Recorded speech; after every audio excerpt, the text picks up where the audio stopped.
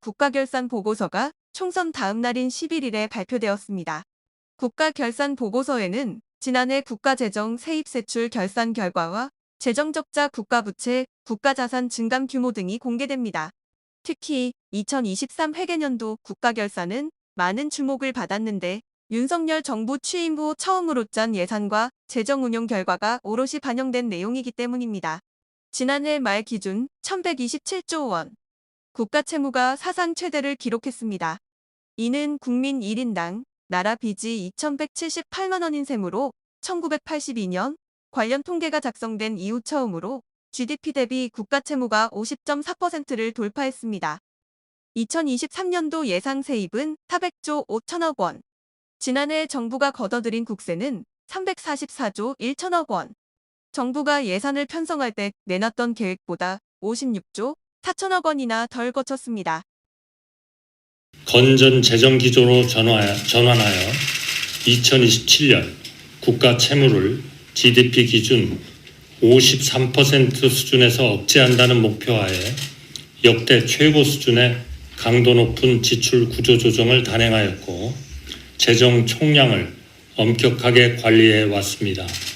그 결과 국가 채무 증가세는 급격하게 둔화되었고 주요 국제 신용 평가사들은 우리의 대외 신인도를 긍정적으로 평가하고 있습니다.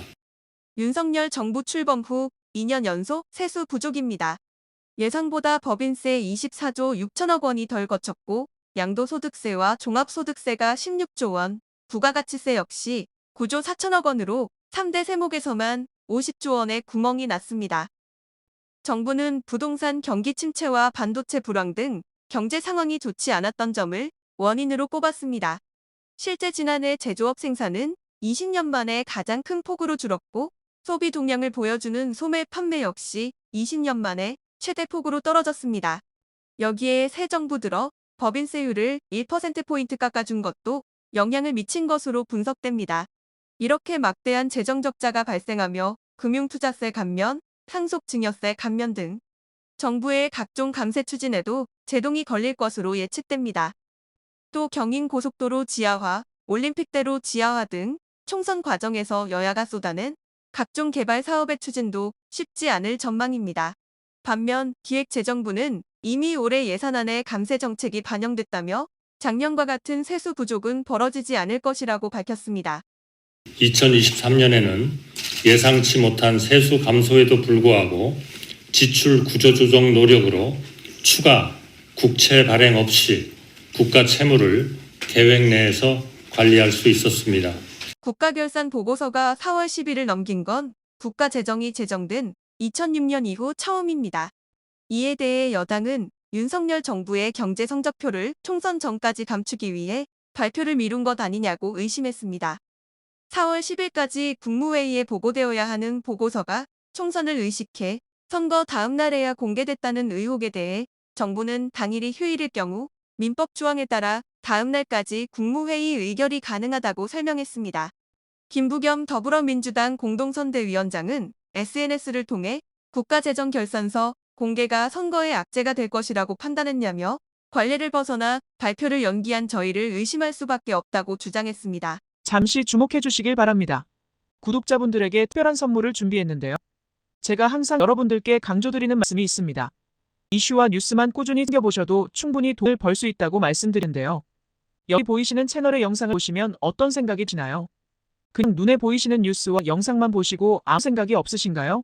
그렇다면 저는 잘못된 것이라고 말씀드리고 싶습니다. 그 이유가 무엇이냐면 제가 8월 초에 뭐라고 말씀드렸나요? 지금은 바이오에 관심을 가져야 한다라고 뉴스만 보고 넘기지 마시고 투자를 직접적으로 생각해봐야 한다고 말씀드렸는데요. 이런 썸네일들과 영상을 통해서 충분히 구독자님들께도 전달이 되셨을 겁니다. 이런 바이오 이슈가 되었을 때 부자들은 어떻게 생각할까요? 바이오 관련주는 무엇이 있는지, 어떤 종목이 가장 좋을지, 어디에 투자해야 돈이 몰릴 수 있는지 자연스럽게 생각한다고 말씀드렸습니다. 지난번에 구독자분들과 함께하는 주식으로 수익 내기를 진행했었는데요.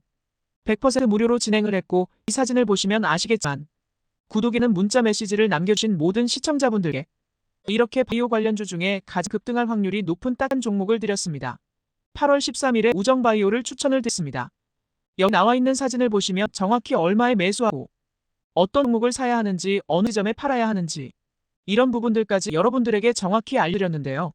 실제로 많은 분들께서 수익을 보셨습니다. 오른쪽을 보시면 알겠지만 8월 13일에 우정바이오를 소개해드리고 나서 실제로 며칠이 지나지 않고 이렇게 주가가 상한가가 되었습니다. 당시에도 굉장히 많은 분들이 제가 드린 이 종목으로 수익을 내셨습니다.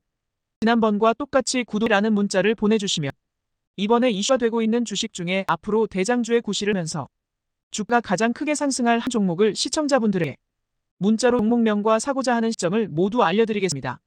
이 영상을 보시고 계시는 시청분들 중에 종목이 궁금하다 하시는 분들은 남녀노소 시간 뗀 건 없이 이렇게 상담 번호를 항상 남겨놓고 있습니다.